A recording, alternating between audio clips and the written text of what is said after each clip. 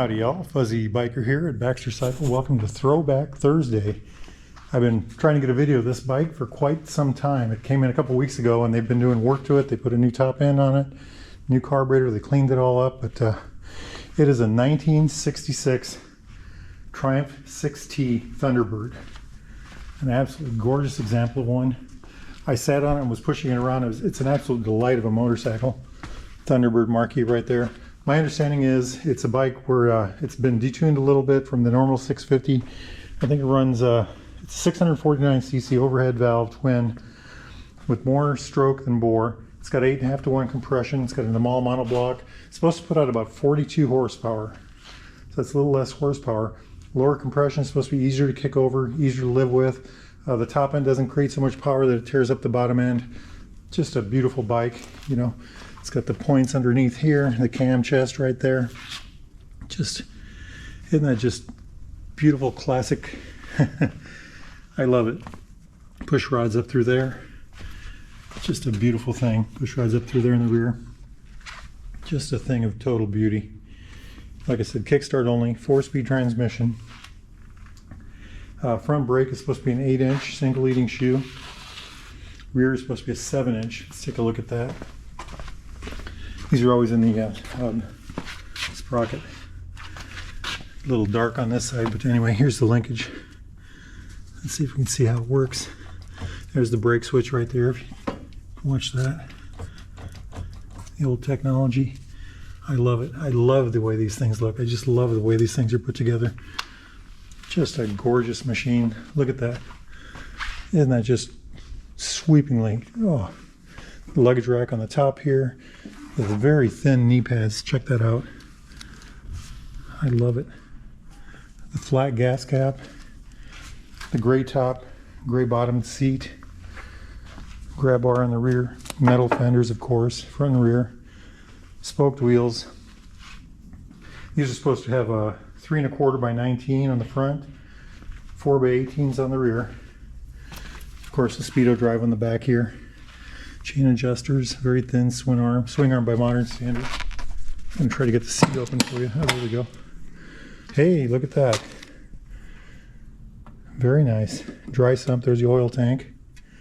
Battery's got a cover over it to insulate it. I love it. Look at that seat pan. I keep saying I love it. Well, I do. It's gorgeous. Just a beautiful, beautiful machine. There we go. Dual petcocks. One there. One there. Okay, that's why there's 2 fuel lines. Got it. I said they put a new top end on it. I think they redid the piston and bore and put a new car. I know they put a new carburetor on it. But look at those pea shooters and just a gorgeous thing. So this thing's supposed to have about a 54.5-inch wheelbase. That's 1,384 millimeters.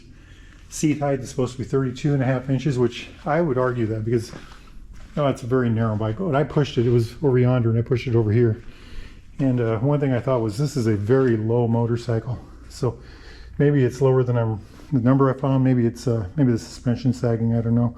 So 32.5 inches. That's 826 millimeters. Ground clearance is supposed to be about 5 inches on these. Of course, it's up on the center stand.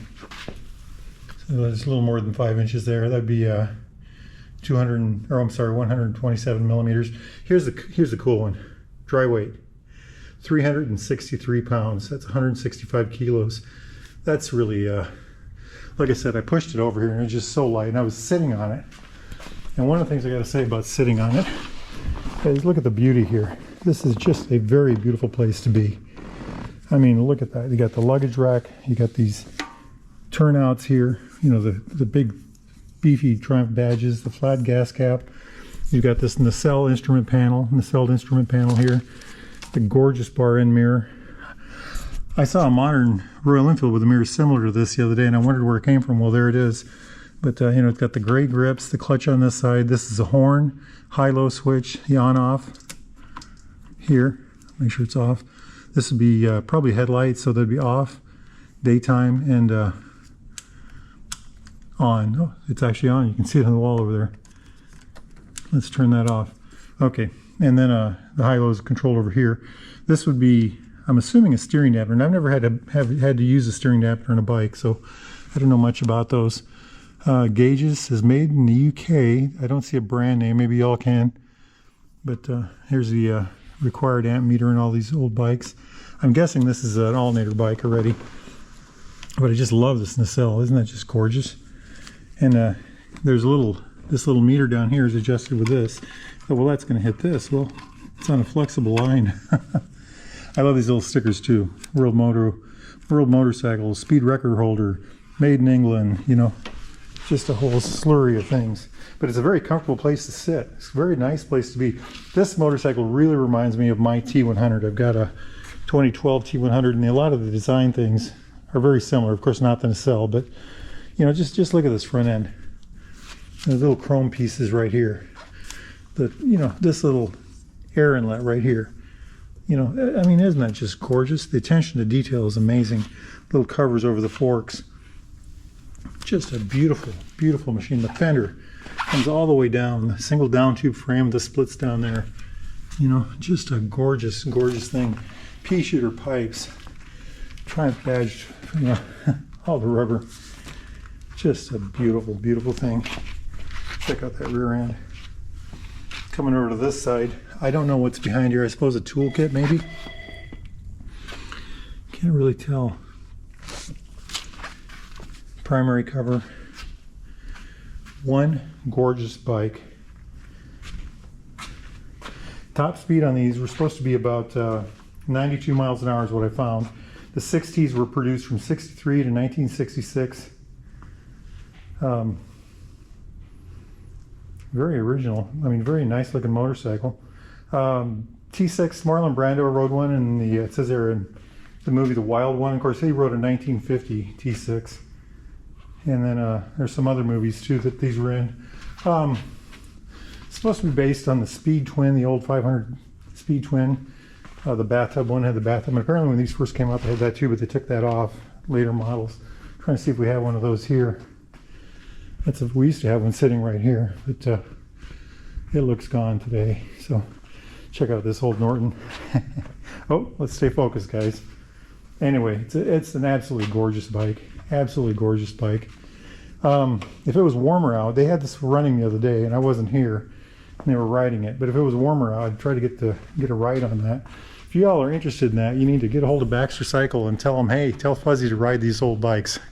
It'll help me a lot. Help us a lot. Just a gorgeous thing. If you're interested in something like this, or Ariels, Triumphs, BSAs, Nortons, more Triumphs, BSAs, Royal Enfields, Ariels again, just everything you can imagine, get a hold of Baxter Cycle. And by the way, look at all these gas tanks. They have warehouses, buildings just full of old motorcycle parts. If you need an old British motorcycle part, if these guys can't get it, you probably can't find it. Anyway, interested in something like this? Get a hold of BaxterCycle.com. Ask for Randy. Tell him Fuzzy Biker sent you. I'll catch you all next week. Throwback Thursday. Wahoo!